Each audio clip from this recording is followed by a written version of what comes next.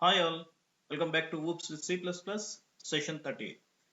In previous session we have seen what do you mean by exception and how it is causing, and we have also discussed what will happen when exception is thrown and how the program execution will be modified, what are the problems, and also we have discussed how to handle these exceptions by using self-defensive technique. Okay, in today's session, what we will do is we will discuss how to handle exception by making use of three powerful keywords, that is try, throw, and catch. So before going to discuss this, let's discuss about the program what we have discussed in previous session.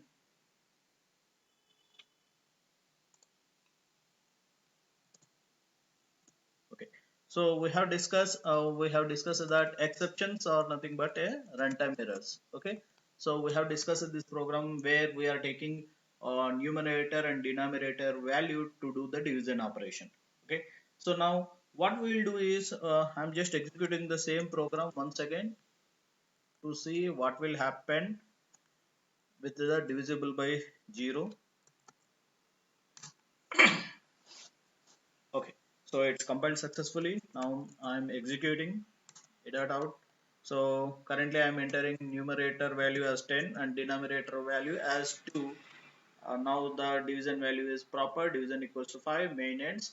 And let us check whether the program is executed successfully or any issues there. So echo dollar question mark will actually give you the status of the previously executed program. So that is dot slash a dot out we have given, right? So this program, if you are getting the 0 as the status, then the previous executed program went successfully without any problem. Okay. So now what I will do is I will do dot slash a dot out. Now I am going to give the value as 10 comma 0. So when I give like this, you can see floating point exception. There is nothing like division equals to 5 is not there, main ends, nothing is there. It's a codum file is got created, means our program got terminated. Now let's execute echo dollar question mark. Now you can see the return status is 136. Okay, so it's an abnormal termination of your program. Okay, now we have seen we can handle this exception by using a self defensive technique. Okay, now let us discuss how to use try, catch, and throw. Okay, so in today's section what we will do is how we will say discuss about try block, catch block, and throw statement. Now let us see the syntax how to write try, catch, throw statement. So this is the syntax one.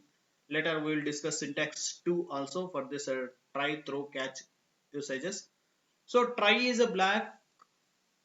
This block consists of the code which you are suspecting that this particular piece of code might throw an exception. You have to place that code inside the try block, and there is a throw statement. So throw will actually throw the exception from try block if any runtime error is there, and a try must follow the catch block.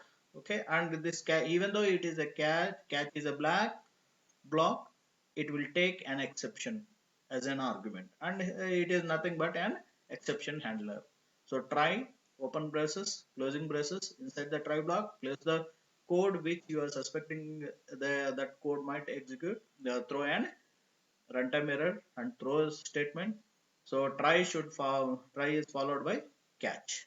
Okay, which is taking an exception, and catch is nothing but a exception handler. Okay, so now let's discuss about try little bit.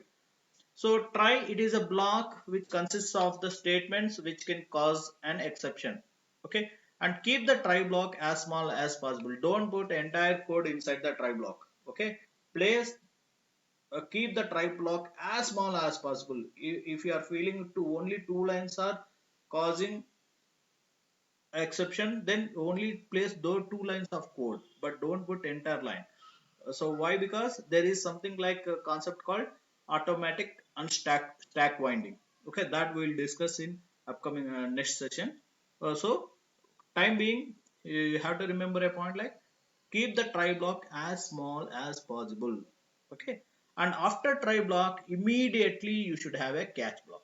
Okay, so you should not have any statement after this closing brace. After this closing brace, we are expecting catch block. Okay, there is you should not have any statement between catch block and try block. Okay, a single try block can have many catch blocks, but they should differ in terms of exception type. So exception type is nothing but either exception is an integer exception, or it is a float exception, or string exception, or constant character star, or whether it may be some class or anything. So that this is nothing but an argument. Okay. So when any exception, sorry.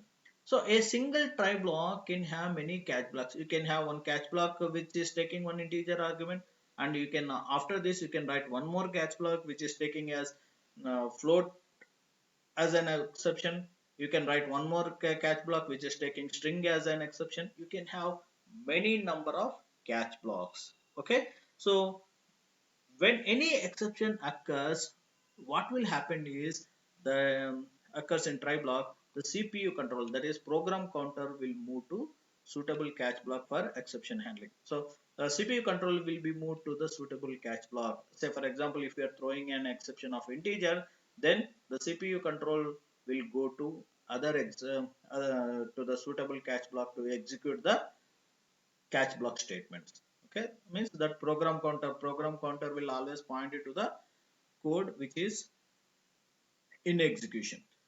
Okay, so we'll move to a suitable catch block for exception handling.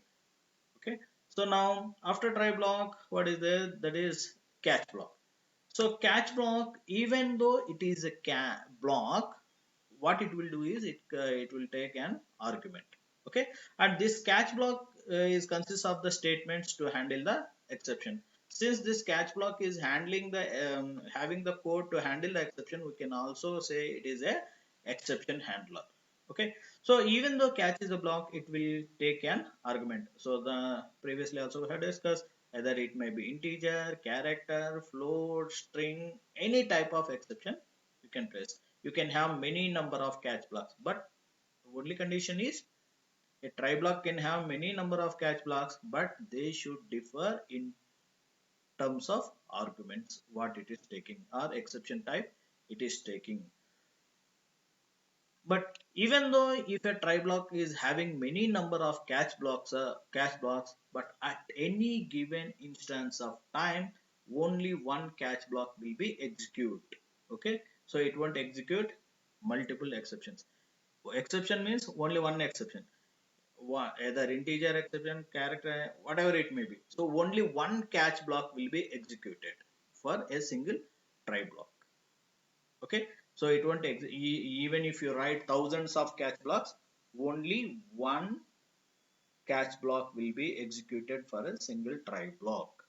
Okay, so catch blocks will be executed only when there is an exception thrown from try block. It won't execute unnecessarily. If there is an exception inside the try block, then only the catch block will be executed. Otherwise none of the catch blocks will be executed.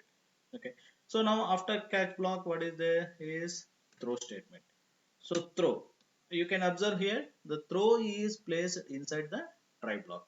Okay, so throw is a statement present inside the try block, and throw statement is used to throw the exception from try block. So whenever any exception is occurred, you can throw the exception from the try block. You can say throw exception statement. Either you can throw integer exception, a float exception, character exception, or you can throw an inbuilt data types or user defined data types exceptions, or you can throw an object. You can throw whatever you want, but whatever you are throwing, for that suitable catch block has to be present. So indirectly we can say whenever any exception occurs, what throw will do is it will transfer the CPU control to the suitable catch block to handle the exception. So this program execution will be changed. So the order will be changed whenever the throw statement is whenever you are throwing an exception.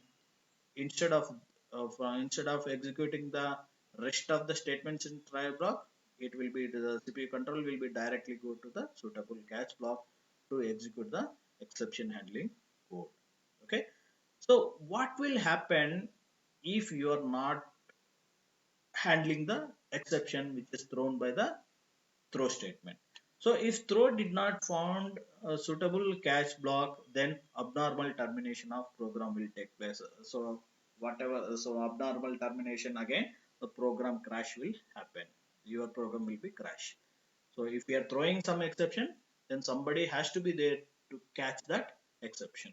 If that catch block is not there, then again abnormal termination of your program will takes place. Again application crash. Okay. So this is the throw statement. Okay. Now let's see the program for this. How to use.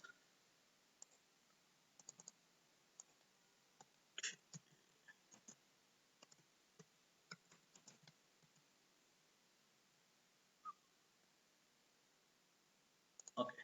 Now let's discuss about same program with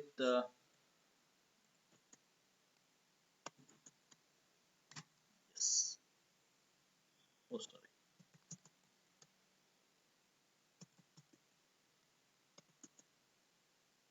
Yeah. So same program. So float, numerator, denominator I have taken. So I'm asking the user to enter numerator and denominator values. I'm taking numerator and denominator values reading from the keyboard. Inside the try block, I'm checking if denominator is equals to 0, then what I'm doing, I'm throwing divisible by 0 is not allowed. So what is the type of exception I'm throwing? This is a constant character star. Okay. So for that, what I'm writing is I'm writing a suitable catch block here, catch const character star exception. Okay. So if it is not equals to 0, then I'm executing the float division equals to numerator slash denominator, and I'm printing the division value. Okay. And main ends, end of main. Okay. If exception is there, then this one will come. If exception is not there, then after the, so this statement won't, this catch block won't be executed.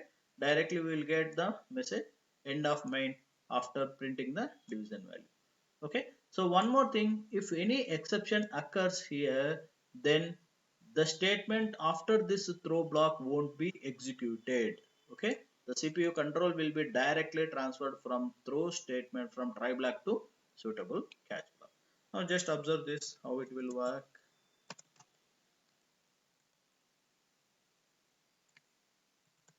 So compile this program, execute it, read it out. Okay. So now we'll go a normal flow, happy scenario, that is 10 comma 2. So division equals to 5, end of main. So echo dollar question mark. Sorry,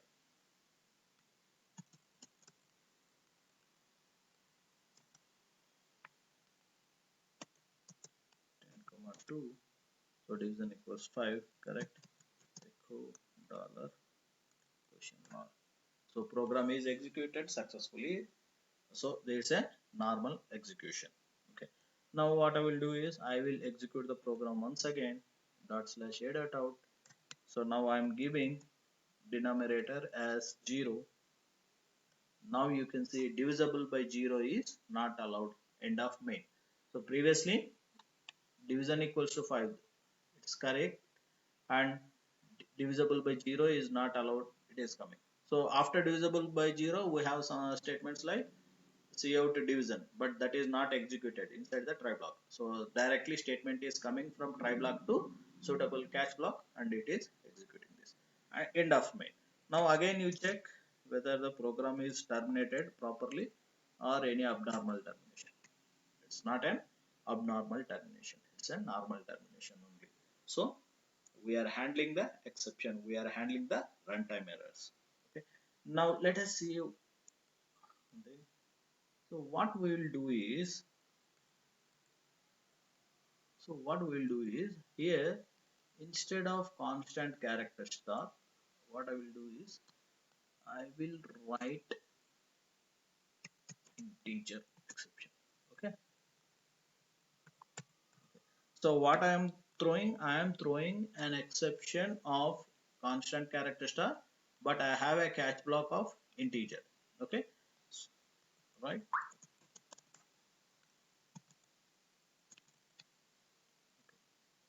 Now compile this program once again. Okay.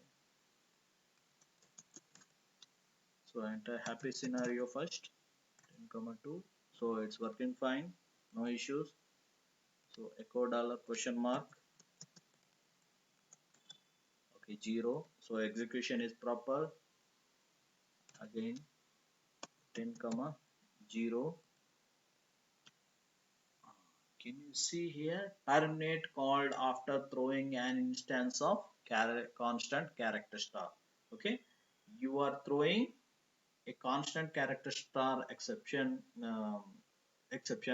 but there is no suitable catch block found. So program is aborted, abnormal termination. Now again you see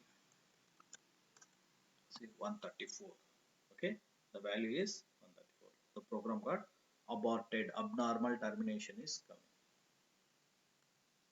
Okay, so you cannot have, yeah.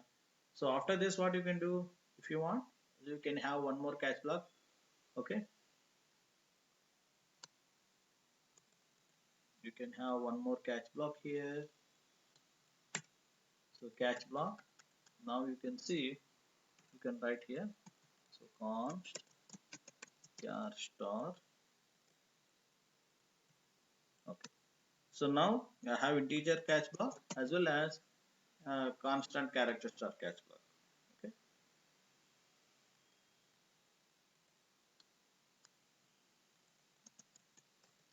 So now I am giving denominator as 0.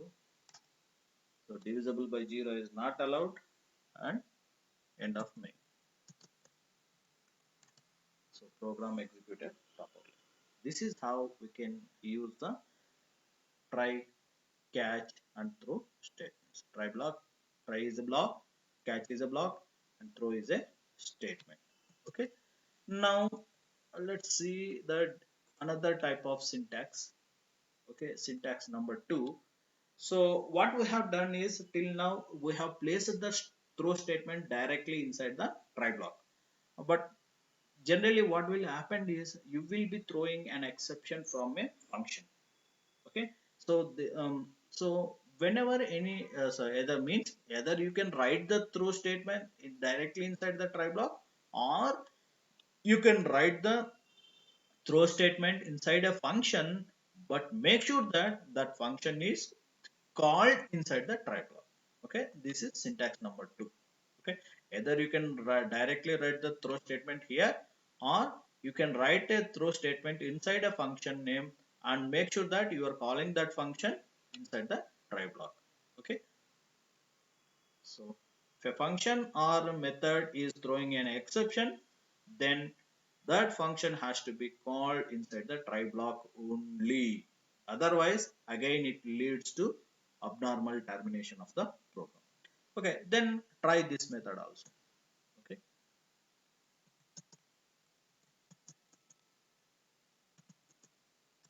so now what I am doing is so here same thing, asking numerator and denominator values, numerator, denominator. So division, so I'm calling the division function here. Okay, so this division function is called inside the try block. But what this the division function is doing here itself, I'm checking if denominator equal to 0 equals to 0, then throw the exception. What is exception? Constant characters are exception. Okay, else what you do? You do the return of numerator by denominator, the division value. Okay, so this is another way.